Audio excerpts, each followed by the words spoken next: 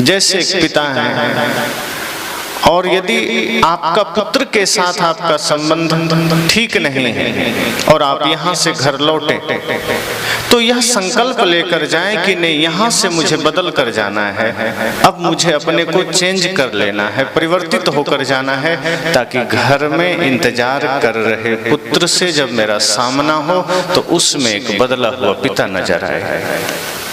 कल तक जो वो देखता था, समझता था, कुढ़ता था, चिढ़ता था कि पिताजी की भाषा ठीक नहीं है, पिताजी के भाव ठीक नहीं है, आज उसे एक परिवर्तन नजर आया है।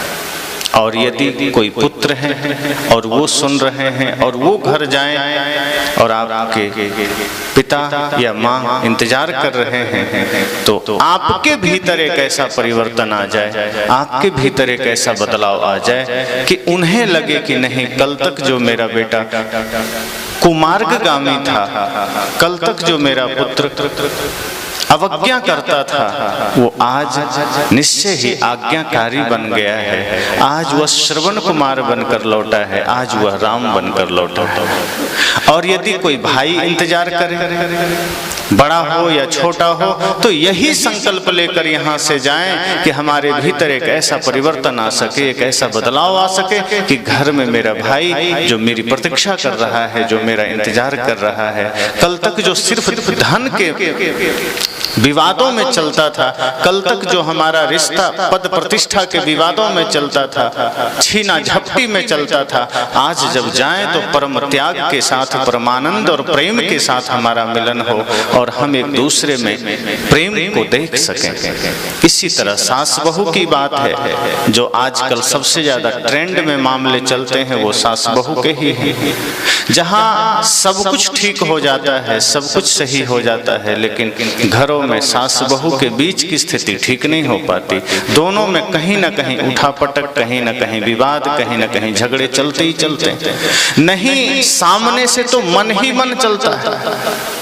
कोई जरूरी नहीं है कि सामने हाथापाई हो तभी झगड़े होते हैं। मन मुटाव भी ऐसे चलते हैं जो बरसों मन मुटाव बने रहते हैं। भीतर भीतर बहू सोचती है सास अच्छी नहीं मिली, सास सोचती है कि बहू अच्छी नहीं मिली, सब कुछ तो ठीक लेकिन बहू अच्छी नहीं मिली।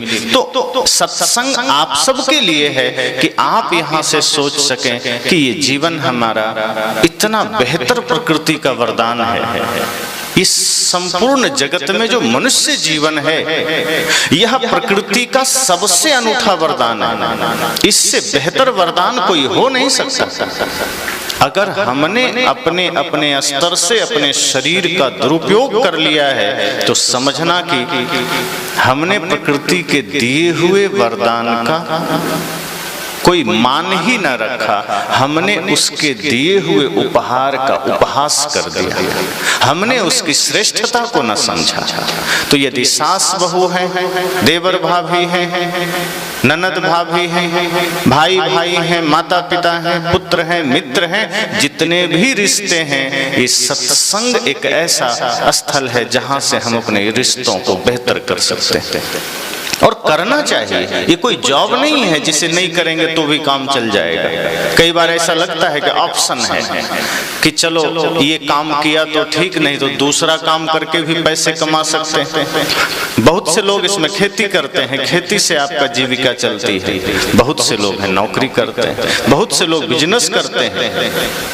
तो बाहर के जगत में आपके पास विकल्प हैं कि आप यह काम नहीं तो कोई दूसरा काम करके पैसे कमा लेंगे। लेकिन ध्यान रखिए, आपके व्यवहारिक जीवन में, आध्यात्मिक जीवन में कोई विकल्प नहीं है सिवाय मन को ठीक करने के, सिवाय व्यवहार को निर्मल बनाने के। वरना मनमुटाव की स्थिति में आप बोझिल चित्त, बोझिल मन के साथ जीते चले जाएंगे और अंत में मिलेगा क्या? कुछ नहीं। अंत में खाली हाथ ही तो जाना है। हालांकि हाथ ही बस खाली रहेगा, लेकिन पीठ पर सवार तो होगा। जैसे कर्मों की गठरी, चाहे अच्छा करें या बुरा, शरीर भले ही खाली चला जाएगा, लेकिन जो कर्म हम करेंगे वो तो लेकर जाना होगा, चाहे पाप करें या पुण्य का करें।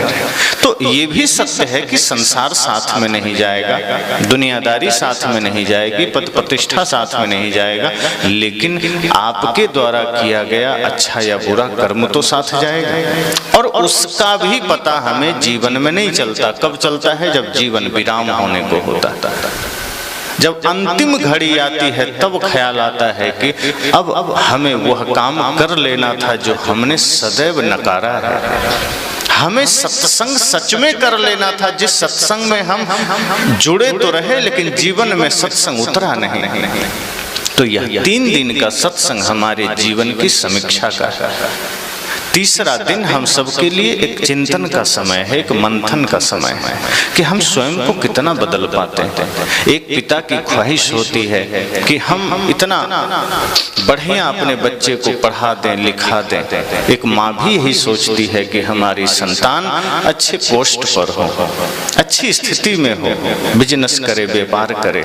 लेकिन आप यह ध्यान रखना कि आपके द्वारा सोचा गया यह कुछ भी तब तक निराधार है जब तक कि आप उसमें संस्कार को ऐड न कर लेते हो, शिष्टाचार मर्यादा को ऐड न कर लेते हो। अक्सर यही चूक हम कर बैठते हैं। आज समाज में इतनी अफरा तफरी है। अब भारत देश की ही बात करें, दूसरे की क्या करना। आप देखें, इतने थाने, इतने कोर्ट, इतने कचहरी, इतने न्यायालय, इतने सारा अस्पताल किसके लिए?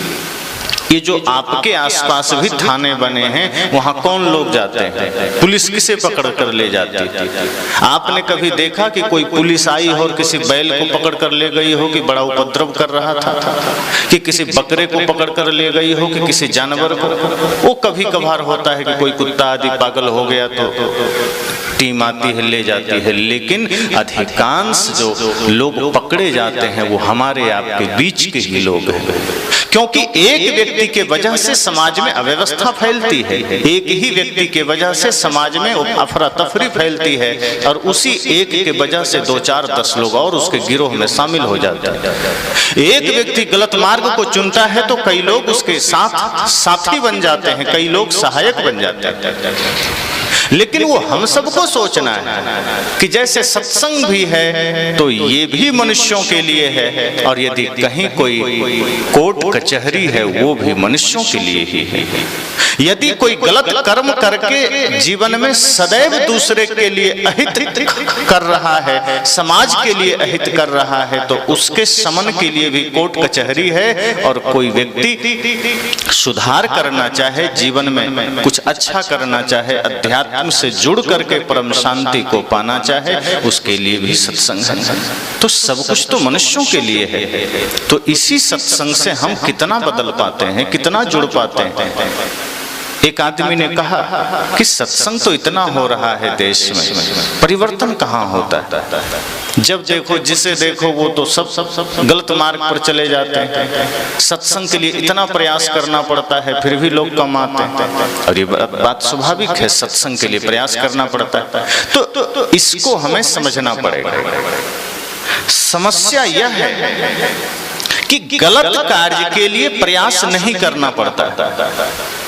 यह बात आप सब भी जानते होंगे कि जिनके जीवन में कोई भी बुराई आई है, चाहे वो झूठ बोलना हो, चाहे वो क्रोध करना हो, चाहे वो नशा करना हो, चाहे वो हिंसा करना हो, आप अनुभव करेंगे कि आपको बहुत मेहनत नहीं करनी पड़ी होगी।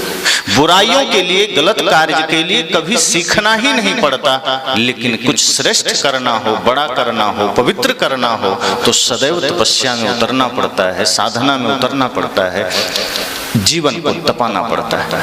और यही मनुष्य का मन इतना धोखेबाज है कि वो सदैव तपस्या से भागता है, सदैव श्रम से भागता है, प्रयत्न से भागता है। कुछ अच्छा करना हो तो मन आपको करने ही नहीं देगा। इसलिए आज गलत करने के लिए कुछ सीखने की जरूरत नहीं पड़ती। उसके लिए सत्संग की सभा नहीं लगानी पड़ती। जगह जगह सत्संग की सभा लगी है, कहीं कथा हो रहे हैं, कोई भागवत की कथा, कोई राम की कथा, कोई देवी भागवत की कथा, तमाम कथाएं चल रही है, कहीं प्रवचन है, कहीं यज्ञ है, कहीं हवन है। इन सब के माध्यम से समाज को सही दिशा देने का प्रयास, लेकिन फिर भी बदलते कितने लोग हैं। और जितने भी लोग बिगड़ गए हैं उनके लिए आपने कहीं सुनी है कि कोई बहुत बड़ा आयोजन हुआ है जहां सिर्फ चोर बनने की ट्रेनिंग दी जाएगी? कोई ऐसी सभा कहीं भारत में लगी है जहां सिर्फ गाली सिखाने की ट्रेनिंग दी जाएगी? अखिल भारतीय गाली सिखाने का महा कार्यक्रम हुआ कि अखिल भारतीय क्रोध करना कैसे सीखा जाए, इस पर कार्यक्रम हुआ। अखिल भारतीय चोर ट्रेनिंग सेंटर, कहीं कुछ भी नहीं। उसके लिए तो बल्कि जगह जगह पर जो व्यक्ति गलत करता है वो भी सजग कर रहा है। आप देखेंगे एक पिता खुद दारू पीता है लेकिन वो अपने बेटे के लिए सदैव जागरूक रहता है कि ये गुटखा भी न छू सके। एक पिता अगर कहीं हिंसा भी करके आया है तो वो कभी नहीं चाहेगा उसका बेटा भी हाथ में हथियार पकड़े।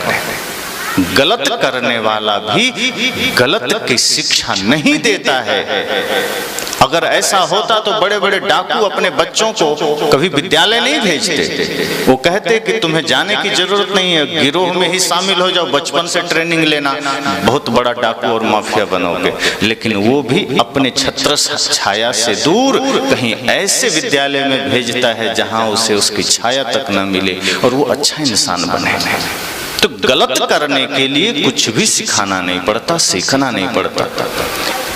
इसलिए हमारे समाज में अच्छे कार्यों के लिए इतनी प्रेरणाएं दी जाती है, इतने शास्त्र रचे गए, इतने सारे कहानियां गढ़ी गई, इतने सारे कथाएं हो रही है, इतने संत समाज में आकर के संस्कार दे रहे हैं। लेकिन बुरा करने के लिए कोई प्रेरणा, कोई संस्कार नहीं चाहिए। उसके लिए तो बस थोड़ा सा मन को ढीला छोड़ दीजिए, अपने आप मन आपको लेकर चला जाएगा। उसके लिए थोड़ी सी बेहोशी आ जाए, फिर मन आपको खुद ही हिंसा के मार्ग पर लेके चला जाएगा। फिर मन आपको खुद ही नशा दुर्व्यसन के मार्ग पर लेकर चला जाएगा। तो मैंने कहा कि सत्संग इंसान के लिए ही है, न्यायालय भी इंसान के लिए है, और दोनों जगह इंसान जा रहे हैं। लेकिन सबसे ज्यादा भीड़ कहाँ है? कोर्ट कचहरी न्यायालय में। सत्संग में तो कम भीड़। हाँ, सत्संग में वहां भीड़ है जहां थोड़ा सस्ती बात बताई जाए, जहां थोड़ा सरल बात बताई जाए। यदि कहा जाए कि माता पिता गुरु की सेवा करो, प्रेम से रहो, तो भीड़ कम हो जाती है। लेकिन अगर इसी मंच से यह कहना शुरू कर दिया जाए कि न तो माता पिता की सेवा की जरूरत है, न भाई से प्रेम करने की जरूरत है, न तो और कुछ करने की जरूरत है, जो मंत्र हम दे रहे हैं बस इसका जाप कर लेना सारे पाप मिट जाएंगे, आप देखना ये पूरा गांव उमड़ जाता। लेकिन ऐसी बात है जहां सस्ती बातें बताई जाए आदमी तुरंत आतुर होता है कि तब तो बड़ा सस्ता सौदा है, सरल बात है, कुछ करना नहीं पड़ेगा, हमारी जो यात्रा है हम करते रहेंगे। जो हम दुर्व्यसन के मार्ग पर हैं, हिंसा के मार्ग पर हैं, जो भी गलत हम कर रहे हैं वो करते जाना है। अंगुलीमाल को बुद्ध ने ये तो नहीं कहा कि तुम्हें हिंसा नहीं छोड़नी पड़ेगी, कि तुम्हें कुछ भी नहीं छोड़ने की जरूरत है, मैं तुम्हें तावीज दे देता हूं और तुम्हारा काम बन जाएगा। उन्होंने तो साफ कहा कि तुम्हारी तो दिशा ही गलत है, तुम कुछ नहीं कर सकते, तुम जा ही हिंसा के मार्ग पर रहे हो, तुम्हारी यात्रा ही क्रोध के, हिंसा के, नशा दुर्व्यसन के, पाप के मार्ग पर है, और बिना उधर से मुड़े कोई क्रांति घटित नहीं हो सकती। लेकिन उसने ठान लिया, उसने किया। कई लोग कहते हैं हम तो बहुत ज्यादा हमारा जीवन निकल चुका, अब हम क्या कर सकते हैं। सबके लिए सदगुरु कबीर कहते हैं कि जिस घड़ी आपके भीतर ये आभास भी हो जाए कि हम भूल कर रहे हैं, हम चूक कर रहे हैं, समझना आपके जीवन का सूर्योदय का समय है, समझना आपके जीवन के उत्थान का समय है। हिम्मत मत हारी, किसी भी समय किसी भी परिस्थिति आपके भीतर एक जागरण आ सकता है, आपको दिशा मिल सकती है। बस आवश्यकता यह है कि कहीं अगर सत्संग मिल जाए, सच्चे संत मिल जाए, तो क्षण भर को ही सही पूरे प्राणपन से लग जाए। अधूरे मन से आप 10 दिन भी लगे रहेंगे, कोई क्रांति घटित नहीं होगी। अधूरे मन से 10 दिन तो छोड़िए, पूरा जीवन लगे रहेंगे, कुछ भी घटित नहीं हो सकता। लेकिन पूरे प्राणपन से अगर क्षण भर को सत्संग में अपना समय दे दिए, तो साहब ने कहा, शब्दे मारा गिर पड़ा, शब्दे छोड़ा राज, जिन जिन शब्द विवेक किया तिनका सर्गे काज। कि अगर पूरे प्राणों से सत्संग में हम बैठ सकें कुछ क्षण को भी, तो वो क्षण भर का सत्संग भी जीवन में क्रांतिकारी बदलाव ला सकता है। और हमारा जीवन अगर बदल जाए, तो हम अपने जीवन के इस बदलाव से समाज में बदलाव का कारण बन सकते हैं। आज हम समाज को इस रूप में नहीं देखते कि हम भी इस समाज को आदर्श बना सकें। हम इस रूप में हम अपने जीवन को लेते ही नहीं हैं। हम सदैव यह सोचते हैं कि ठीक है, समाज का काम है जो करे, हमें तो अपना अलग सोचना है, अलग चलना है, अलग जीना है, अलग खाना है, अलग व्यवस्था करनी है। सदैव हम राष्ट्र से, समाज से अपने को अलग गिनते हैं। जिस दिन हम यह सोच लेंगे कि संपूर्ण राष्ट्र में एक हम भी हैं, इसी का हिस्सा हम भी हैं, और जो कभी ये भारत अपने कर्तव्यों से, अपने भक्ति से, अपने सेवा से, अपने धर्म से, अपने संपूर्ण सद्गुणों से दुनिया में सिरमौर था, आज वह भारत अगर नीचे जा रहा है, तो इसमें सिर्फ अन्य लोगों का दोष नहीं, हम सब भी दोषी। एक समाज का विघटन अगर होता है, तो समाज के विघटन का कारण हम सब होते हैं। तो इसलिए हम सबको यह सोचना है कि सत्संग में और ज्यादा सजगता चाहिए, जीवन में और ज्यादा सजगता चाहिए। कुछ अच्छा करना है, कुछ अच्छा बनना है, तो हमें और सजग होना पड़ेगा। हम कल पर नहीं छोड़ सकते कि कल देख लेंगे, परसों देख लेंगे। आज इसी क्षण समीक्षा करनी है कि संसार का भी काम चलता रहे, खेती भी चलती रहे, बिजनेस भी चलता रहे, व्यापार भी चलता रहे, लेकिन सत्संग धीरे धीरे चित्त में, मन में चलता रहे। सत्संग रुकना नहीं चाहिए, वरना समय निकलता जा रहा है, समय निकल रहा है, एक एक समय पार होता जा रहा है। अब देखिए, सबकी उम्र ढलते जा रहे हैं। ऐसा तो नहीं है कभी सृष्टि में ऐसी कोई घटना घटी हो कि नहीं, आदमी इस धरती पर जन्म लिया और ज्यादा वो उसका किसी का भी उम्र न ढला हो, किसी की भी आयु क्षीण न हुई हो, बल्कि उसकी आयु बढ़ती गई हो। अब कोई 10 वर्ष का है, वो 20 का हो गया, तो उसे हम आयु का बढ़ना तो नहीं बोल सकते, उसका घटा है। अगर कोई व्यक्ति आज, कोई बच्चा 1 वर्ष का है, एक दिन बाद ही वो 1 वर्ष 1 दिन का हो गया, बढ़ा थोड़े है, घटा है।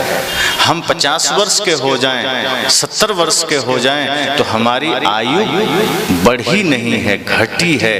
देखने में तो, गणित में तो लगेगा कि बढ़ा है, गणित के हिसाब से तो फार्मूला ठीक है कि बढ़ गया, लेकिन गहरी दृष्टि से देखेंगे, अंतर्दृष्टि से देखेंगे, तो हमारी आयु क्षीण होती जा रही है। और उस क्षीण होती आयु में हमने जीवन के सत्य को ना जाना, जीवन के महत्व को ना समझा। हमने तो संसार के ही महत्व को समझा है, हमने तो दुनियादारी को ही समझा है। इसलिए सत्संग के इस सत्र में हम सबको अपने भीतर झांकना है कि हमने अब तक क्या किया और हमें क्या करना था जो हम कर ना सके, और यदि ना कर सके तो अब भी तो समय है, अब भी तो हम जाग सकते हैं। संसार बटोरते बटोरते तो समय निकल जाएगा, और जिस दिन हमें लगेगा कि अब संसार का उपभोग करेंगे, तब मृत्यु आकर कहेगी कि क्या उपभोग करेगा, चल मेरे साथ, समय हो गया।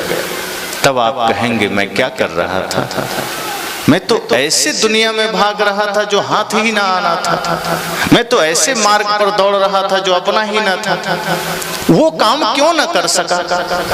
और उस वक्त चेतना जगती है जब मृत्यु सामने खड़ी होती है। सदगुरु कहते हैं यही चेतना जवानी में जगा लीजिए, यही भाव जवानी में जागृत कर लीजिए, तो शायद दोनों काम बन जाए। सदगुरु कबीर तो नहीं कहते घर छोड़ दो, सदगुरु कबीर तो यह भी नहीं कहते बिजनेस व्यापार छोड़ दो, वे तो कहते ही हैं तन से काम मन से राम, कहें कबीर सरे दो का, कि तन से काम भी करते रहना और मन से राम भी जपते रहना, मन से भजन भी करते रहना, मन से सत्संग भी करते रहना।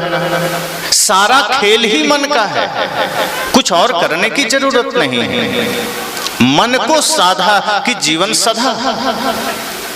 मन को साधने की जरूरत है, मन को साधना ही बस में भी है, दूसरा कुछ नहीं। शरीर को आप साध भी नहीं सकते, प्रकृति के अधीन है। आप चाह भी लें कि हम शरीर को रोक लें तो रोक पाएंगे क्या? शरीर आपका नहीं है, आप एक एक क्षण को रोक नहीं सकते। शरीर में सफेद होते बालों को रोका जा सकता है, आंखों की कम होती रोशनी को रोका जा सकता है, लड़खड़ाते हुए कदमों को रोका जा सकता है, लटके हुए चाम को क्या रोका जा सकता है? आपका बस आपके शरीर पर ही नहीं चलता तो दुनिया पर क्या चलेगा? ये शरीर भी प्रकृति के अधीन है, इसमें परिवर्तन को आप रोक नहीं सकते, लेकिन इस शरीर में जब तक हैं तब तक मन को आप रोक सकते हैं, और मन को रोक लिए मतलब संसार रुक गया। मन को साध लिए मतलब संसार सध गया। सदगुरु कबीर यही तो कहते हैं कि दुनिया के पीछे मत भागना, शरीर के पीछे भी मत भागना। आपके पास एक ही उपाय है, जो सारे उपद्रवों का कारण है वो आपका मन है। बस मन को साध लेना, मन को अपने वश में कर लेना, फिर देखना कि सब कुछ स्थिर मालूम पड़ेगा, सब कुछ सधा हुआ मालूम पड़ेगा। अभी जो संसार में अफरा तफरी नजर आते हैं, उथल पुथल नजर आते हैं, उसका उद्देश्य या उसका कारण सिर्फ आपका मन है। वो जैसा है वैसा वो देख रहा है, आपको दिखा रहा है। इसलिए यह चेष्टा करें कि 3 दिन का सत्संग, तीसरे दिन का सत्संग हमारे जीवन के उस सत्य से परिचय करा सकता है जो सत्य हम देख ही नहीं पाते। ये तीसरे दिन का सत्संग हमें जीवन के उस परम सत्य तक ले जा सकता है जहां हम कभी अनुभव भी नहीं कर पा रहे हैं। अब मान लीजिए सत्संग को हम अगर विश्लेषण में लाएं कि सत्संग क्या है, तो आप सब सुनते हैं ना, तीसरी आंख, थर्ड आई। 2 आंख तो सबके पास है, पर तीसरी आंख क्या है? तो कई लोग के मन में ख्याल आ गया होगा महादेव जी को तीसरा नेत्र था। वस्तुतः हुआ संकेत है, ऐसा कोई महादेव जी को भी यहाँ कोई वास्तव में आंख नहीं रही होगी, ये तो फिर प्रकृति के बनावट के साथ खिलवाड़ हो गया। तीसरी आंख, तीसरा नेत्र का अर्थ इतना ही है कि आप जो प्राकृतिक रूप से जो कुछ भी हैं, इससे एक अलग चिंतन आपके पास होना। ये जो बाहर की आंख से जो जगत को आप देखते हैं, इसके पार के जगत को देखना। आप जो इन आंखों से संसार को देखते हैं, उसके उस पार को देखना, वो तीसरी आंख है। और ये सत्संग आपको वही तीसरी आंख देता है, क्योंकि इन 2 आंखों से जो कुछ भी आप देखेंगे वो धोखा होगा। इन 2 आंखों से आप जो कुछ भी देख रहे हैं वो सिर्फ छाया है, वो सिर्फ पर्दा है। सत्संग आपको वह विवेक की तीसरी आंख दे देता है जिससे आप शरीर के, संसार के, माया के उस पार देख सकें। और उस पार देखने का अर्थ क्या है? जैसे मोबाइल से आप जब लेते हैं फोटो, तो बाहर का फोटो आप लेते हैं, संसार का फोटो आप लेते हैं, ये बाहर के चित्रण को आप देखते हैं। लेकिन यहीं मोबाइल के स्थान पर एक्सरे मशीन हो तो उस एक्सरे मशीन से आप भीतर की तस्वीर लेते हैं, वहां बाहर का कुछ भी नहीं दिखेगा। एक्सरे मशीन में भीतर का दर्शन होगा, फिर वहां ये सुंदरता खो जाएगी, ये चाम खो जाएंगे, ये आंख नाक कान खो जाएंगे, सिर्फ हड्डियां और नसें दिखेगी, नरकंकाल की तरह, भूत प्रेत की तरह। ये सत्संग वही तीसरी आंख आपको देता है कि आप जगत के उस पार के सत्य को देख सकें। और इसका अर्थ इतना ही है कि जब व्यक्ति अपने जीवन के सत्य को देख लेता है तो फिर वो गलतफहमी में नहीं जीता, फिर वो बेहोशी में नहीं जीता, फिर वो सोचता है कि इससे पहले कि हमारे जीवन के अर्थी उठे, आज हमें अपने जीवन को अर्थपूर्ण बना लेना है। इससे पहले कि हमारे जीवन की चिता कभी उठे, आज ही हमें अपने भीतर की चेतना को जगाना है और समाज में भी चेतना को जगा लेना है। जो दायित्व हमें मिले हैं मनुष्य शरीर में, जो कर्तव्य कर्तव्य हमें करने हैं मनुष्य शरीर में, वो हमें आज ही कर लेना है। उम्र ढलती चली जा रही है, समय निकलता चला जा रहा है, और बेहोशी अगर हमने धारण कर ली तो ये जीवन पूरा का पूरा चौपट हो जाएगा, व्यर्थ हो जाएगा। तो ये जो तीसरी आंख है वो आपको उस सत्य से दर्शन करा देती है जिससे आप आज ही सजग हो जाते हैं। फिर आप कल पर नहीं छोड़ते, फिर आप कल पर नहीं टालते। जैसे कोई बाहर कहीं आपको यह आज सूचना मिल जाए कि सरकार के तरफ से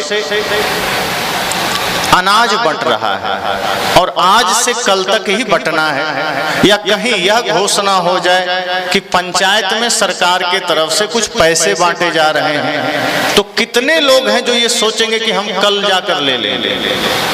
मुझे लगता है अधिकांश लोग यही सोचेंगे कि आज ही ले लें तो ठीक, पर पता नहीं कल को बचे ना बचे, कल और लोग ले लें, कल मौका मिले ना मिले। क्यों?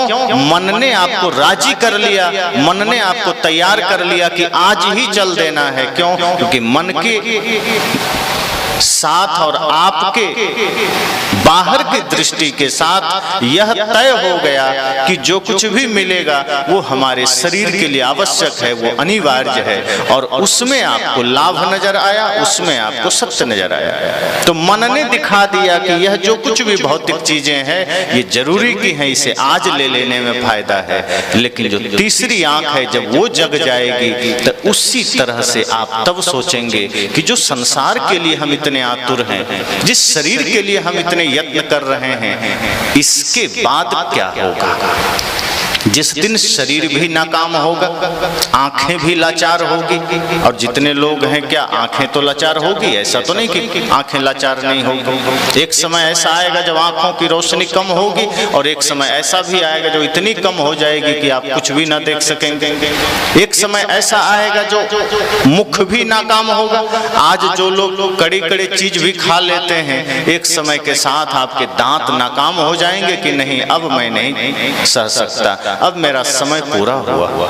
एक समय ऐसा है जब आप पैरों से चलकर 10-15 किलोमीटर की दूरी तय कर लेते हैं। एक समय ऐसा आएगा जब बिस्तर से उठना मुश्किल होगा। तो ये घटनाएं जीवन में घटने वाली है। जब इस सत्य को आप जान लेंगे कि ये सत्य हमारे साथ होना है, यही हमारे जीवन में घटित होना है, यही कहानी हमारे साथ दोहराई जानी है, तब क्या करेंगे कि नहीं, इससे पहले कि यह घटना हमारे जीवन में घटे, हमें आज वह काम भी कर लेना है जिससे शरीर मिटे तो मिटे, लेकिन हमारा काम पूरा हो जाए, हमारा उद्देश्य पूरा हो जाए। और वही उद्देश्य सत्संग से मिल करके हमें मिलता है। और वो उद्देश्य क्या है? मन को निर्मल करना। छोटी सी बात, कहने में तो छोटी सी बात है, मन को निर्मल करना है, जीवन के उद्देश्य को पूरा करना है, लेकिन जन्म बीत जाते हैं और हम यही काम नहीं कर पाते।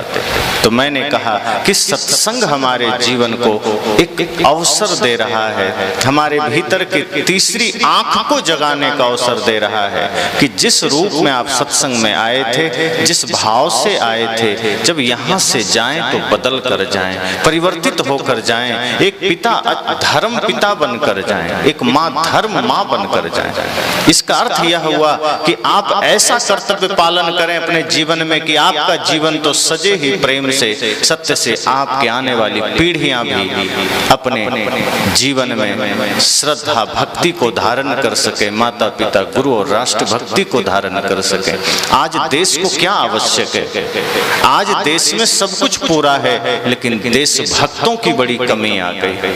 आज हमारा देश उस कगार पर खड़ा है जहां जनसंख्या तो बहुत तेजी से बढ़ रही है, जहां लोगों की आय भी बढ़ रही है, विकास भी हो रहे हैं, भौतिकता भी बढ़ रही है, लेकिन देशभक्तों की बड़ी कमी हो रही है। एक समय ऐसा था जहां घर घर से इस भारत की मिट्टी से देशभक्ति की गूंज सुनाई देती थी। आप याद करिए वो समय अखंड भारत का, जब चाणक्य ने उसकी नींव रखी थी, जब सिकंदर का आक्रमण भारत पर हुआ था, तब चाणक्य ने घर घर में देशभक्ति की अलख जगाई थी और माताओं को पहले उन्होंने जगाया था। अपने शिष्यों से कहा था चाणक्य ने कि घरों में जाना, माताओं से दान तो मांगना ही, साथ साथ एक पुत्र को भी मांगना कि अपने देश के लिए, देश की एकता अखंडता के लिए एक पुत्र को समर्पित करें।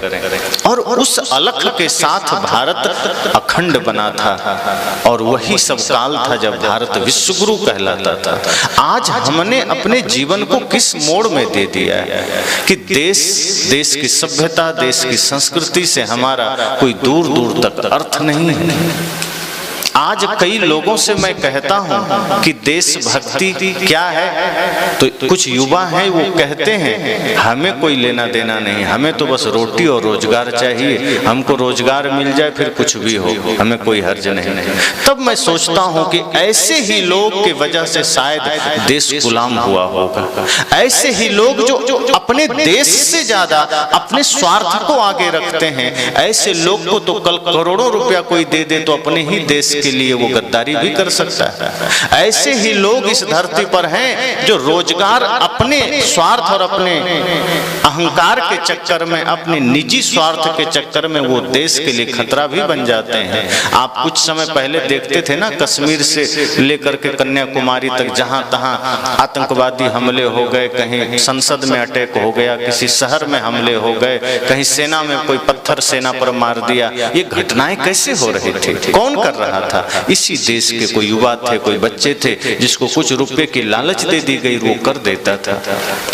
वो संस्कार नहीं मिला, धर्म की कथाएं होती रही, धर्म के दीप जलते रहे, लेकिन दोष तथा कथित धार्मिकों का भी है जिन्होंने कभी समाज में जातिवाद को मिटाने की चेष्टा नहीं की, जिन्होंने समाज से कभी संप्रदायवाद मिटाने की चेष्टा नहीं की, जो जातिवाद का जहर लेकर समाज में चलते रहे, जो संप्रदायवाद का जहर लेकर समाज में चलते रहे। ये कारण बना कि समाज खंड खंड में बटा और वही समाज फिर स्वार्थ के मार्ग पर चल पड़ा और कोई रोटी के लिए दौड़ पड़ा, कोई रोजगार के लिए दौड़ पड़ा, कोई मकान के लिए, कोई दुकान के लिए, और हिंदुस्तान के लिए कोई सोचा ही नहीं। और वो हिंदुस्तान फिर लाचार हो गया, वो देश फिर लाचार हो गया। मैं तो याद करता हूं महाराणा प्रताप को, सोचिए उन्होंने कैसी शहादत दे दी अपने जीवन की, किसके लिए? हम सब के लिए।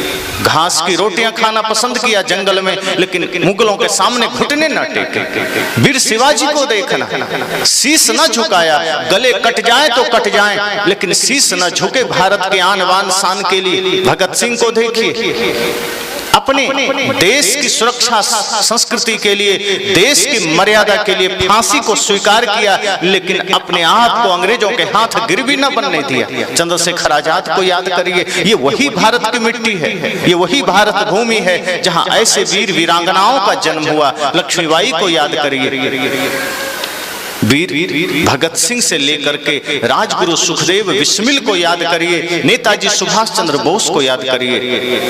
लेकिन आज हम किस मार्ग पर जा रहे हैं? आज हमारे बच्चे किस मार्ग पर जा रहे हैं? सत्संग से घर लौटते हैं, फिर हमारी वही दिनचर्या शुरू हो जाती है, हमारा वही जीवन शुरू हो जाता है, फिर हम अपने बच्चों को वही शिक्षा देने लग जाते हैं। हम अपने बच्चों का परिचय अपने महापुरुषों से कराते ही नहीं है, हम अपने बच्चों का परिचय धर्म संस्कृति मर्यादा से कराते ही नहीं है। हम उन्हें उन्हीं मार्ग पर धकेल देते हैं जिस पर आज हम चल रहे हैं। वही नाच नौटंकी, वही दुनियादारी, वही फिल्म, वही स्वार्थ, वही पढ़ाई लिखाई, वही पैकेज। आज के बच्चे उच्च शिक्षा प्राप्त करते हैं किसी कॉलेज में या किसी यूनिवर्सिटी में, धीरे धीरे वो बड़े बड़े शिक्षण संस्थानों में जाते हैं और वहां से जब पढ़ाई कंप्लीट करते हैं तो एक ही सपना लेकर के चलते हैं कि कहीं अमेरिका में, यूरोप में, ऑस्ट्रेलिया में बड़ा पैकेज मिल जाएगा, मैं वहां जाके देश की सेवा करूंगा। देश तो क्या वहां से देश की सेवा हो जाएगी? पहले ही मन में आ गया कि मैं चला जाऊंगा ऑस्ट्रेलिया, न्यूजीलैंड, यूरोप। और अगर ये कोई कह रहा है, एक ने कहा कि मैं वहां से जाके देश की सेवा करूंगा, मैंने कहा कैसे? कहा पैसा भेजूंगा। मैं कहा पैसा से देश की सेवा होती है? देश की सेवा निष्ठा से होती है, देश की सेवा आपके कर्तव्यों से, आपकी श्रद्धा, आपकी भक्ति से होती है। सिर्फ पैसा भेजने से देश की सेवा नहीं होती है। अगर पैसा मूल में है तो सेवा भूल जाओ। अगर हमने पहले ही स्थान पर पैसा को रखा तो सेवा हो नहीं सकती। हाँ, इतना जरूर हो सकता है कि आप सब कुछ पैसे से तौलना चाहेंगे। और आज ये घटनाएं देश में घट रही है। जो माँ बाप अपने बच्चों को धन की शिक्षा दिए हैं, व्यापार बिजनेस की शिक्षा दिए हैं, वो बच्चे बाद में उनके अंत्येष्टि में भी शामिल नहीं हुए। ऐसी कई घटनाएं आपके सामने हैं, चाहे सहारा कंपनी के मालिक का हो, चाहे अभी धनबाद के पास हजारीबाग की घटना हो। एक पिता ने अपने बच्चे को योग्य बनाया, करोड़पति बन गया, यूरोप में बैठा, और पिता जब गुजर गए, लावारिस लाश की तरह अस्पताल में उनकी लाशें पड़ी थी। बच्चे को संपर्क साधा गया कि तुम्हारे पिता गुजर गए। कहा कि आने में ही इतना खर्च हो जाएगा कि हमको बिजनेस में घाटा लग जाएगा, वहीं अंत्येष्टि कर दो। पिता से ज्यादा कीमती उसे अपना धन लगा। क्यों? उसी पिता ने उसे धन का महत्व समझाया था। उस पिता ने उसे संस्कारों का महत्व नहीं समझाया था कि धन आदमी के लिए ही है, धन जीवन के लिए ही है, जीवन धन के लिए नहीं है। ये धन तुम्हारे लिए है, ये धन समाज के लिए है। हम तो धन से ऐसा बंध जाते हैं कि उसके लिए जीवन तक दांव पर लगा देते हैं। मैंने कहा ये सत्संग समीक्षा का सत्र है, एक संकल्प लेकर जाना कि जीवन को बदलना है। जीवन जब बदलेगा, जीवन में परिवर्तन आएगा, तो आपकी संतानों के भीतर एक परिवर्तन आ सकता है। ये छोटे छोटे बच्चे के भीतर भी वो क्रांति की ज्वाला पुनः जागृत हो सकती है, जिससे ये भारत जिसकी दिशा मुड़ गई है, ये भारत देश जिसकी मर्यादा खंडित हुई है, ये भारत भूमि जो कलंकित हुई है, यही बच्चे कल इसको ठीक कर सकते हैं अगर आज इन्हें सही संस्कार मिल गए। लेकिन आज छोटे छोटे बच्चों को संस्कार क्या मिलता है? आज ये छोटे छोटे बच्चे बचपन से ही मोबाइल हाथ में लेकर बड़े हो रहे हैं, और उस मोबाइल में देख क्या रहे हैं? कार्टून देख रहे हैं, फिल्म देख रहे हैं, हीरो हीरोइन देख रहे हैं, नशा दुर्व्यसन देख रहे हैं, ड्रग्स देख रहे हैं, हिंसा देख रहे हैं, और धीरे धीरे इनके मन मस्तिष्क पर वही बुरी प्रवृत्तियों का डेरा पड़ रहा है, और बड़ा होते होते ये डिजिटल क्रिमिनल बन जाते हैं। पहले के लोग थे उससे भी ज्यादा खतरनाक, और फिर रिश्तों के बीच की जो समझ होनी चाहिए, जो संवेदनाएं होनी चाहिए, वो इनके भीतर से खत्म हो जाती है। फिर ये यही भाव लेकर खड़े होते हैं कि किसी के गर्दन पर लात देनी पड़े तो दे दो, कोई हर्ज नहीं, लेकिन हमें आगे जाना है। वो भारत की संस्कृति, वो भारत की मर्यादा तार तार हो जाती है, जहां दूसरे को गले लगाने की परंपरा थी, जहां दूसरे को सहारा देने की परंपरा थी, जहां परहित सरिस धर्म नहीं भाई का भाव था, जहां वसुधैव कुटुंबकम का भाव था, जहां जियो और जीने दो का भाव था। आज तो ऐसा है कि पहले अगर कोई शरणागत हो जाता था तो हमारे लोग ऐसे थे जो अपना शरीर तक दान कर देते थे। आज तो इतनी स्थिति बिगड़ी है कि मैं देखता हूं भिखारियों के कटोरे में चोरी हो जाती। आज हमारे देश के लोग इतने गिर गए कि भिखारी कहीं बैठकर 2-4 रुपया मांग रहा है, उसके कटोरे से भी लोग पैसा चुरा के भाग जाते हैं। इतनी नैतिकता हमारी गिरी, और ये कहां के लोग कर रहे हैं? भारत के लोग कर रहे हैं। आज अनुशासन हमें विदेशों से सीखना पड़ रहा है। हम उदाहरण देते हैं कि यूरोप चले जाओ, अमेरिका चले जाओ, मुस्लिम देशों में चले जाओ, अरब आदि में, यूएई में, दुबई में, वहां से हम अनुशासन सीख रहे हैं। जो देश दुनिया को अनुशासित करता था, जो देश दुनिया को धर्म की शिक्षा देता था, ज्ञान की शिक्षा देता था, जो देश दुनिया को स्वास्थ्य की शिक्षा देता था, वो देश आज इतना खतरनाक मोड़ पर खड़ा है, और उसका जिम्मेदार आज हम सब भी हैं, क्योंकि आज हमने अपने संतानों को सही दिशा देने की चेष्टा नहीं की। इस सत्संग सिर्फ इसलिए नहीं है कि कहीं कमरे में बैठकर आप ध्यान करने लगे। ये सत्संग सिर्फ इसलिए भी नहीं है कि कहीं एकांत में जाकर के कोई पद गुनगुना दें। ये सत्संग संपूर्ण जीवन दर्शन को जागृत कर देता है, संपूर्ण चेतना को जगाता है कि एक व्यक्ति अगर राजनीतिक जीवन में है वो कैसे बढ़िया जीवन जी सकता है, एक व्यक्ति सामाजिक जीवन कैसे बढ़िया जी सकता है, एक व्यक्ति पारिवारिक जीवन कैसे बढ़िया जी सकता है। ये सारे विषयों पर ये सत्संग आपके साथ खड़ा होता है। तो हम चेष्टा कर सकें कि अगर हम सत्संग में आए हैं तो एक ऐसा परिवर्तन हम लेकर जाएंगे, एक ऐसा संकल्प लेकर जाएंगे कि हमारे संतानों में वो परिवर्तन दिखना चाहिए।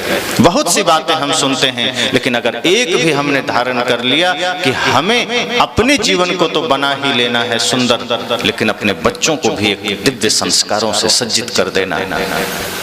ये चेष्टा कर लीजिए कि अगर आज हमने यह प्रयास न किया तो इतिहास हमें कभी माफ नहीं करेगा। आज हम उन लोगों के लिस्ट तैयार करते हैं जो देश के साथ कभी गद्दारी किए होंगे, और उन लोगों का नाम आज भी लोग जानते हैं। तो जो ज्यादा गद्दारी किए उनका नाम लिस्ट में आ गया, और जो थोड़ा किए उनका नहीं आया, लेकिन इसका मतलब उसका पाप छोटा तो नहीं। कोई दिन भर में 10 बीड़ी पीता है और कोई 2 दिन में 1 बीड़ी पीता है, पीता तो दोनों ही है, अपराधी तो दोनों ही है। कोई दिन भर गाली देता है और कोई एक बार गाली देता है, गाली तो दोनों ही देता है, अपराध तो बराबर है। मान लीजिए कोई 100 आदमी का कत्ल किया है, हत्या किया है, कोई एक ही हत्या किया है, तो दोनों को फांसी तो बराबर ही होगा। ऐसा तो नहीं कि जो 100 किया उसको 100 बार फांसी होगी, एक ही बार मर जाएगा, 100 बार कैसे होगा? तो एक का भी सजा वही है, 10 का भी वही है। अगर हम थोड़ा सा गलत कर रहे हैं, और गलत किस मायने में कि हम अपने बच्चे में राष्ट्र भाव नहीं जगा पा रहे हैं, ये बहुत बड़ी गलती थी।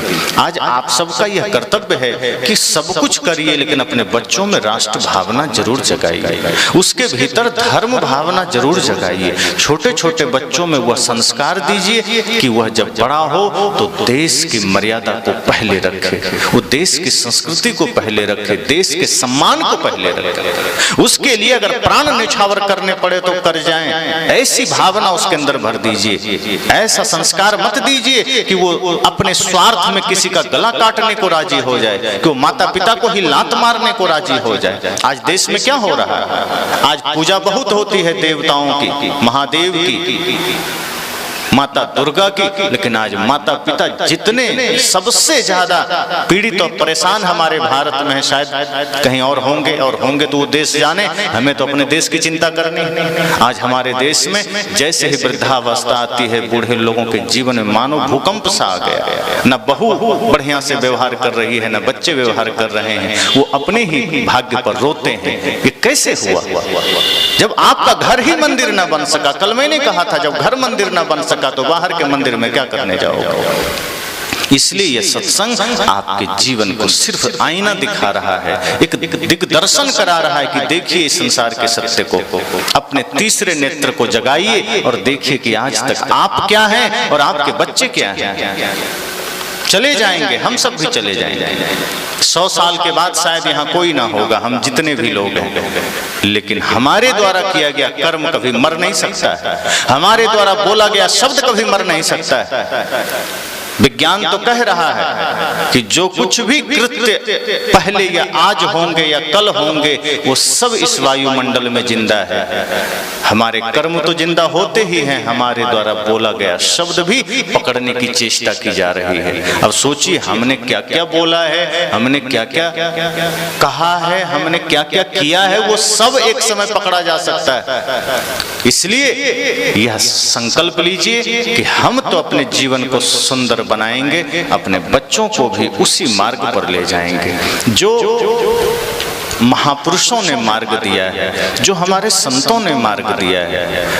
कई जगह तो ऐसा होता है, एक जगह मैं देखा कि कुछ बच्चे आगे बैठे थे, तो संतों ने ही कह दिया कि बच्चों को वो यहाँ से हटा लो, बच्चे यहाँ व्यवधान कर रहे हैं। मुझे अजीब लगा कि जिन्हें बैठना चाहिए उन्हें ही हटाया जा रहा है। वो बच्चे थोड़ा व्यवधान तो करेंगे, बच्चे हैं, बंदर का स्वभाव है, थोड़ा चंचलता तो करेंगे, लेकिन बैठते बैठते ही संस्कार जानेंगे। अब उन्हें ही सत्संग से बाहर कर दिया जाएगा तो वो बचपन से ही संस्कार सीखेंगे कैसे? कई ऐसे घरों में जहां अब ऐसा हो गया कि पिता कहीं नौकरी करते हैं, माँ अपना घर में है, बच्चे पढ़कर आए, वो अपना गेम में लग गए, मोबाइल में लग गए, माँ अपना टीवी में लग गई, वो अलग लग गई। और वो बच्चे को कभी ऐसा कोई अवसर ही ना मिला कि वो देश धर्म संस्कृति से परिचय पा सके। स्कूल में भी उसे सिर्फ बिजनेस मॉडल पढ़ाया गया, पिता भी बिजनेस कर रहे हैं, माँ भी अपना खाना तैयार की, उसके बाद अपना मोबाइल अपना शो में लग गई और बच्चे अपने कार्टून में लग गए। अब उसको उसकी बचपना नीरस चली गई, उसे वो संस्कार मिल ना सका जो मिल सकता था। और बाद में लोग परेशान होते हैं कि क्या करें, बच्चे तो बिगड़ गए, सुनते ही नहीं हैं। कई लोग ऐसा कहते हैं कि महाराज जी हम लोग तो धर्म से जुड़े हैं, सत्संग से जुड़े हैं, लेकिन अब बच्चे रुचि नहीं लेते, वो जुड़ना नहीं चाहते। हम चेष्टा तो करते हैं लेकिन बच्चे इसमें शामिल नहीं होना चाहते। शामिल होंगे कैसे? आज हमने उनके बचपनों, उसके बचपन को सत्य से, अहिंसा से, प्रेम से सींचा ही नहीं। हमने उसके बचपना को संस्कारों से सींचा ही नहीं है। अगर आप ठान लें तो कुछ भी असंभव नहीं है। इसलिए मैंने कहा सत्संग में आए हैं तो ये संकल्प लेकर जाना कि नहीं, अब जो समय बीता सो बीता, अब हमें ध्यान रखना है, सजग रहना है, होश में रहना है कि हमें अपने बच्चे को सही मार्ग देना है, सही दिशा निर्देश देना है। तभी हम राष्ट्र के निर्माण में सहायक बनेंगे, तभी हम समाज को सही रूप देने में सहायक बनेंगे। वरना अपना भी जीवन हम खो रहे हैं, अपना जीवन को भी गंवा रहे हैं और हम दूसरे के लिए भी खतरा बन रहे हैं। आप ये मत देखिए कि कौन गलत कर रहा है, आप देखिए कि कौन सही कर रहा है। अगर किसी से सीखना है तो सही को देखिए, जो सही कर रहा है, जो सज्जन पुरुष हैं उनसे देखिए, उनसे सीखिए। और यही जीवन की सीख है कि अच्छे को देखिए, बुरे को देखेंगे तो मन बुरा होगा। हमारी समस्या यह है कि बुरा को देख लेते हैं। जैसे कोई आदमी गलती किया, उसके बाद वो 2-4 आदमी की तलाश करता है कि वो तो मेरे से ज्यादा गलती किया, वो तो मेरे से और भी ज्यादा गलती किया। तो 5-7 आदमी ऐसा तैयार कर लेता है जिससे उसके मन को थोड़ी संतुष्टि मिल जाती है कि मैं तो उससे थोड़ा कम ही किया, मतलब मेरा चल सकता है। पर नहीं, ऐसे लोगों की तलाश मत करिए। आप देखिए कि ऐसे भी लोग समाज में हैं जो बिल्कुल गलती नहीं करते हैं, निष्ठा से जीते हैं, बिल्कुल धर्मपरायण होकर जीते हैं। ऐसे लोग आपके समाज में मिल जाएंगे। और जब ऐसे सज्जनों का अनुसरण आप करेंगे तब यह सत्संग सार्थक हो जाएगा, जीवन सार्थक हो जाएगा। नहीं तो उम्र तो ढलेगी ही, पकड़ भी नहीं पाएंगे और बाद में रोना होगा सो अलग। तो एक एक कर्तव्यों को ध्यान में रखें। और मैंने पहले ही कहा कि अगर आप पिता हैं तो यह संकल्प लेकर जाइए कि मुझे वास्तव में वैसा पिता बनना है जैसे हमारे बच्चों में दिव्यता आ सके। आप माँ हैं तो एक ऐसी माँ बनकर जाइए कि आपके बच्चे कुमार्गी न बन सके, आपके बच्चे देश के लिए कभी खतरा न बन सके। आज इतनी सारी समस्याओं का कारण कोई दूसरा नहीं, यही समाज के लोग हैं। इसी समाज में लोग बैठे हैं जिनके वजह से देश और देश की मर्यादाएं तार तार हो रही है। अब आप देखिए ना, मंदिर बन गए। एक विचार करिए कि जगह जगह मंदिर है, कहीं राम जी हैं, कहीं हनुमान जी हैं, कहीं कृष्ण जी हैं, कहीं शिव जी हैं। अब आदमी मंदिर बना लिया, वहाँ भीड़ भी लग रही है, पूजा भी हो रही है। कहीं शनि महाराज का मंदिर है, शनि देव का, कि उनकी कुदृष्टि ना हो जाए। अब उनकी कुदृष्टि से डरने के लिए अपनी कुदृष्टि रोक नहीं रहे हैं, शनि देव की कुदृष्टि हम पर ना पड़े उसके लिए उनको तेल चढ़ाने जा रहे हैं। अगर शनि देव की कुदृष्टि से बचना है तो अपनी कुदृष्टि बंद कर लीजिए, जो जहां तहां कुदृष्टि किए चले जा रहे हैं। पर शनि देव के मंदिर में खड़े होकर तेल भी चढ़ा रहे हैं और दूसरों पर कुदृष्टि भी कर रहे हैं कि वो गाड़ी हमसे बढ़िया कैसे ले लिया, वो घर हमसे बढ़िया कैसे बना लिया, उसका रूप ऐसा तो उसका जीवन ऐसा। वहां से कुचक्र हमारा चल रहा है। हनुमान जी के मंदिर के सामने खड़े हैं, ओम जय जगदीश हरे या फिर जय जय हनुमान जय गोसाई खूब प्रार्थना कर रहे हैं, जय हनुमान ज्ञान गुण सागर। और मंदिर से निकले कि पुड़िया फाड़े गुटखा का मुंह में लिए। अब जब तक मंदिर में थे तब तक तो ठीक था, जय हनुमान ज्ञान गुण सागर। बाहर निकले अब दूसरों पर कुदृष्टि कर रहे हैं, जहां तहां वो अफरा तफरी कर रहे हैं, हिंसा का कारण बन रहे हैं, व्यभिचार का कारण बन रहे हैं। तब भूल गए कि हनुमान जी गदा लेकर अंदर खड़े हैं। अगर थोड़ा सा मालूम पड़ जाए तो गदा से हमारा हालत खराब कर सकते हैं। भूल गए क्योंकि वो आदमी जानता है हनुमान जी मंदिर से बाहर आएंगे नहीं। राम जी का धनुष हिलता भी नहीं, उन्हीं के मंदिर के सामने न जाने क्या क्या हो जाता है। कहीं शिव जी त्रिशूल लेकर खड़े हैं, वहीं पर कई बार गड़बड़ियां हो जाती है, किसी की जेब कट जाती है। अक्सर मंदिरों में चप्पल चोरी होते हैं, अक्सर मंदिरों में जेबें कटती है, लेकिन वो भगवान भी कुछ नहीं करते। क्यों? क्योंकि हमने ऐसे भगवान के साथ मजाक खुद ही किया है। सत्संग आपको यहाँ से भी जगाता है कि आप मंदिरों के साथ मजाक करना बंद कर दीजिए। आज भारत देश में मंदिरों के साथ मजाक ही हो रहा है कि राम कृष्ण के मंदिर बना करके ताले मार करके हम निश्चिंत हो गए कि भगवान तो अब मंदिर में सेफ हैं, सुरक्षित हैं, उनका आगमन हमारे घर में हो नहीं सकता। और इसलिए हमने अलग बनाया। जिस दिन हमने यह समझ लिया कि भगवान की जरूरत हमारे घर में है, उस दिन हम मंदिर बाहर बनाना ही छोड़ देंगे। जिस दिन भगवान की आवश्यकता हमारे जीवन में हो जाएगी, उस दिन बाहर के मंदिरों में सब कुछ हम हटा देंगे कि वहां भगवान की जरूरत नहीं। पर आदमी चालाक है, वो जानता है अगर भगवान हमारे हृदय में आ जाएंगे तो हम चोरी कैसे करेंगे, भगवान अगर हमारे घर में आ जाएंगे तो हम हिंसा कैसे करेंगे, हम व्यभिचार कैसे करेंगे, हम छीना झपटी मिलावटबाजी कैसे करेंगे, हम दूध में पानी कैसे मिलाएंगे, हम चावल में कंकड़ कैसे मिलाएंगे। घुसखोरी बंद हो जाएगी। इसलिए भगवान को भी हमने मंदिर बना करके ताला मार करके रख दिया। भगवान यहीं रहना, जब मौका मिलेगा आ जाएंगे।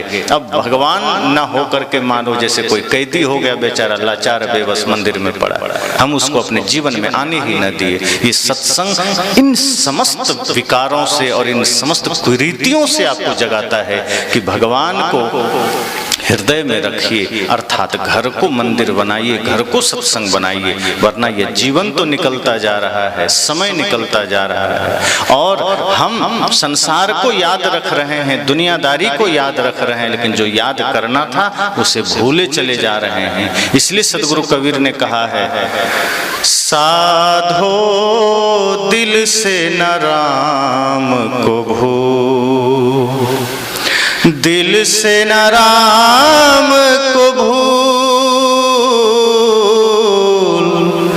दिल से न राम को भूल, साधो दिल से न राम को भूल।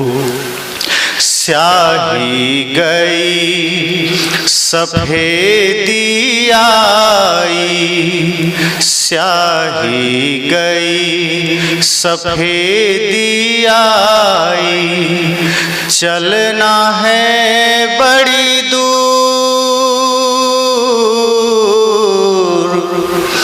डार पात में तुम ही रंगीले, डार पात में तुम ही रंगीले, सब फूलन में फूल, साधो दिल से न राम को भूल, दिल से न राम को भूल, साधो दिल से न राम को भूल। हरि हुजूर नहीं दूर बिराजे, हरि हुजूर नहीं दूर बिराजे, दिल की दर मति मोर, कहत कबीर सुनो भाई साधो, कहत कबीर सुनो भाई साधो, आप ही आप हुजूर, साधो दिल से न राम को भूल, दिल से न राम को भूल, दिल से न राम को भूल, साधो दिल से न राम को भूल, साधो दिल से न राम को भूल। सदगुरु कहते हैं दुनिया भूल जाओ चल जाएगा, लेकिन राम को मत भूल जाना। अगर राम को ही भूल गया तो समझना सब कुछ भुला दिया, फिर ये जीवन व्यर्थ गया। राम को भूलने से अर्थ इतना ही है कि स्वयं को मत भूल जाना, अपने अस्तित्व को मत भूल जाना। आप हैं तो ये दुनिया है, आपके होने में ये संसार है, ये चमक दमक है, ये सारी सृष्टि आपके होने के बाद है। जिस दिन आपका ही अस्तित्व ना रहेगा, आप खुद को ही भूल जाएंगे, तो ये दुनिया को याद करके क्या करेंगे। आपने धन याद किया, पद याद किया, प्रतिष्ठा याद किया, रिश्ते नाते याद किया, लेकिन ध्यान दीजिए जिस दिन मृत्यु सामने खड़ी होगी, मृत्यु पूछेगी क्या क्या किया, हिसाब मांगेगी। आप क्या हिसाब देंगे? कि धन याद किया, मृत्यु कहेगी वो साथ नहीं जा सकता। तो फिर आप कहेंगे कुछ पद में हम थे, मुखिया थे, सरपंच थे, विधायक थे, प्रधानमंत्री थे, मृत्यु कहेगी वो भी साथ नहीं जाएगा। तब आप कहेंगे कुछ रिश्ते नाते हैं, तो कौन है? तो बेटा, पोता, भाई, मित्र, मृत्यु कहेगी वो भी साथ नहीं जा सकता। तब आप कहेंगे कि कुछ बैंक बैलेंस, मृत्यु कहेगी वो भी नहीं। आप कहेंगे खेत भी हमारे नाम है, मृत्यु कहेगी उसका भी कोई उपाय नहीं है। तब आखिर में आप शरीर की तरफ देखेंगे कि ये तो मेरा है ना, मृत्यु कहेगी ये भी मरघट में जल के यहीं रह जाएगा। अब तुम्हारे साथ क्या जाएगा? कुछ किया है? तब हाथ आप देखेंगे, अपनी तरफ झांकेंगे कि ना कुछ न किया, तो व्यर्थ ही ना गया जीवन। क्या किया? जो साथ जा सकता है आप सोचो क्या किया। तब मृत्यु कहेगी कि नहीं, तुमने अच्छा कुछ नहीं किया है, लेकिन बुरा बहुत कुछ किया है, और वही गठरी तेरे साथ जाएगी। और जो बुराई की गठरी है वो इतनी भारी, इतना भयंकर होगा कि तुम्हें ना मालूम कितने कष्ट सहने पड़े, न जाने कितने जन्म तुम्हें दुख भुगतना पड़े। तब मृत्यु सचेत करती है कि अब तेरा कोई सहारा नहीं, कोई बचा नहीं सकता, इसलिए आगे यही गलती मत करना। सदगुरु तो वो बात अभी कह रहे हैं। सोचो मृत्यु तब कहेगी जब आप कुछ कर न सकेंगे, जब अंतिम घड़ी होगी तब मृत्यु सावधान करेगी, और संतजन तो तब सावधान कर रहे हैं जब आप कर सकते हैं। सदगुरु कहते हैं इसलिए सचेत हो जाना, मृत्यु की प्रतीक्षा मत करना, वरना मृत्यु के पास तो कोई ऑप्शन नहीं है आपके देने के लिए। मृत्यु कहेगी एक ही विकल्प है कि बस चल साथ, दूसरा कोई विकल्प नहीं। सदगुरु कहते हैं नहीं, मेरे पास अगर आ गए हो तो मेरे पास तो विकल्प है कि जो गया सो गया, अब जो बचा है इसको संभाल लो। अब जो जीवन बचा है इसको व्यर्थ में मत लगाना, इसे हिंसा में मत लगाना, इसे नफरत में मत लगाना, इसे दूसरे की चुगली में मत लगाना, इसे दूसरे की बुराई में मत लगाना। अब जो उम्र बची है इसे धर्म में लगाना, इसे सत्य में लगाना, इसे गुरु भक्ति में लगाना। और यदि आपने लगा लिया तो जीवन का वह तुला मजबूत हो जाएगा, वह पलड़ा भारी हो जाएगा जिसमें धर्म विराजमान होगा। और जिस पलड़े पर धर्म भारी हो जाए उसे फिर मृत्यु भी छू नहीं सकती। फिर ये भूल जाइए कि मृत्यु आपको छू सकती है। हाँ, शरीर प्रकृति का है, शरीर तो ऐसे भी ले लेगा, राजा का भी लेता है, रंग का भी। मृत्यु तो किसी के साथ पक्षपात नहीं करती कि साधु है तो छोड़ देगा, कि चोर है तो पहले ले लेगा। मृत्यु के सामने सब बराबर हैं। लेकिन जिसने अच्छे कर्म किए हैं, जिसने नेक कर्म किए हैं, जो अपना जीवन सुंदर बनाया, समाज के लिए कुछ सुंदर कार्य छोड़े हैं, अपने बच्चों को सही शुभ संस्कार दिए हैं, राष्ट्र के लिए जिसने अपने कुछ दायित्वों का बढ़िया से निर्वहन किया है, उसके लिए इतना ही फल मिलता है कि वो शरीर भले ही यहाँ छोड़ दे, लेकिन उसके कर्म उसे कभी मरने नहीं देते, उसके आदर्श कभी उसे मरने नहीं देते।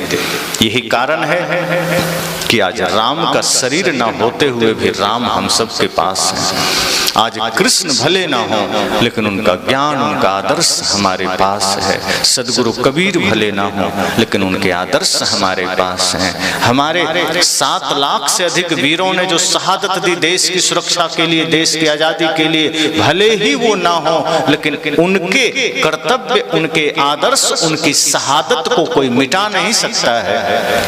18 वर्ष की आयु में खुदीराम बोस ने खुद को देश के लिए समर्पित किया, कौन भूल सकता है। आज 18 वर्ष के बच्चे को देश की संस्कृति और इतिहास का पता नहीं होता। 18 तो छोड़ो, 23 वर्ष के बच्चे को भी, युवाओं को आप पूछ दीजिए देश की संस्कृति के बारे में, वो बता ही नहीं पाता। वो इतना ज्यादा अपने जीवन को सांसारिक बना लेता है कि देश की संस्कृति से उसका कोई परिचय नहीं होता। उस उम्र में भगत सिंह ने स्वयं को देश के लिए सर्वोच्च बलिदान कर दिया। हम किस दुनिया में जी रहे हैं? हमारे देश की मिट्टी तो इतनी गौरव की मिट्टी है, इतने वीर बहादुरों की मिट्टी है कि सोचो, भरत के बारे में, 2 वर्ष का बालक भरत शेर पर सवार होकर के उसका दांत गिन रहा है। कैसी वीरता होगी उसके भीतर, कितना सामर्थ्य होगा उसके भीतर। उसकी मां कैसी रही होगी जो अपने बच्चे में शेर पर सवार होने का सामर्थ्य पैदा कर दिया। आज तो हमारे बहुत से बड़े बड़े लोग छिपकली और चूहों से डर जाते हैं। जहां छिपकली दिखी को डर के भाग लेते हैं। अब ऐसे लोग देश की क्या सेवा करेंगे? देश पर कोई संकट आ जाए तो उल्टा वही संकट बन जाएगा। देश का संकट क्या हारेंगे? मैंने कहा समय कम है, वक्त कम है, प्रतिपल कहते हैं ना, एक भजन में आपने सुना है, मजा लूट ले बंदे गुरु बंदगी का, नहीं है भरोसा जरा जिंदगी का, मजा लूट ले बंदे। इसमें एक पंक्ति आई है, उम्र देख पल पल घटी जा रही है, निकट मौत छिन छिन चली आ रही है। उम्र देख पल पल घटी जा रही है, निकट मौत छिन छिन चली आ रही है। समझ ले तू बंदे, समझ ले तू बंदे, इशारा घड़ी का, नहीं है भरोसा जरा जिंदगी का, समझ ले तू बंदे, समझ ले तू बंदे। तो हम सबको भी मृत्यु के उस घड़ी के इशारे को समझना है कि समय तो उतना ही है। जैसे विद्यार्थी को 3 घंटे का समय मिलता है परीक्षा के लिए, अगर वो चाहे कि नहीं हम 3 घंटे के बाद कुछ कर लेंगे, उस 3 घंटे में तब तक गाना सुन लेते हैं, क्रिकेट खेल लेते हैं, तो आपको क्या लगता है पास हो पाएगा? 3 घंटा होते ही कॉपी छीन ली जाएगी। हम सबको भी 3 ही अवस्था मिली है, बचपना, जवानी, बुढ़ापा। समझना ये 3 घंटा हमें भी मिला है। अगर हमने जीवन का कल्याण इन 3 अवस्थाओं में न किया तो मृत्यु कापी छीन लेगी, शरीर छीन लेगी। और उस विद्यार्थी को तो फिर भी विकल्प है कि 1 साल बाद दूसरा एग्जाम दे देगा, लेकिन हम और आपके लिए पता ही नहीं है कि विकल्प फिर कब मिलेगा, कितने जन्मों बाद मिलेगा। तो ये सुंदर अवसर है, अवसर बहुत भलो मेरे भाई, इसे मत खो देना। तो बहुत बहुत शुभकामनाएं कि हम सब सत्संग का सहभागी बने हैं, सत्संग का हिस्सा बने हैं। ये हम सब का सौभाग्य है, सिर्फ आपका ही नहीं, हमारा भी, कि ऐसे दिव्य सत्संग का हम सब सहभागी बने हैं। और यह सत्संग हम सब के जीवन का मार्गदर्शक बन सके और हम अपने जीवन में सत्संग के अनुरूप अपने एक एक कदम बढ़ा सकें। यही इस जीवन की विजयी होगी, यही हमारे मनुष्य जीवन की सार्थकता होगी। तो इसी के साथ वाणी को विराम और हम अपने अपने सभी आयोजकों को, खास करके हमारे वेद प्रकाश जी को, भूषण जी को, अन्य जो उनके समस्त सहयोगी हैं, हृदय से शुभकामना करते हैं जो ऐसे दिव्य सत्संग के लिए संकल्पित हुए। जब भी हम सत्संग के लिए माध्यम बनते हैं, यह जीवन का एक अभूतपूर्व क्षण होता है, यह जीवन का एक बहुत ही अद्भुत समय होता है। तो ऐसे अद्भुत पल का हम सब हिस्सा बनते हैं और आप सब भी बनते रहते हैं कहीं ना कहीं। तो सभी सौभाग्यशाली हैं, सबके जीवन में सदैव सुख समृद्धि रहे, सबके जीवन में सदैव स्वास्थ्य रहे। इसी के साथ वाणी को विराम।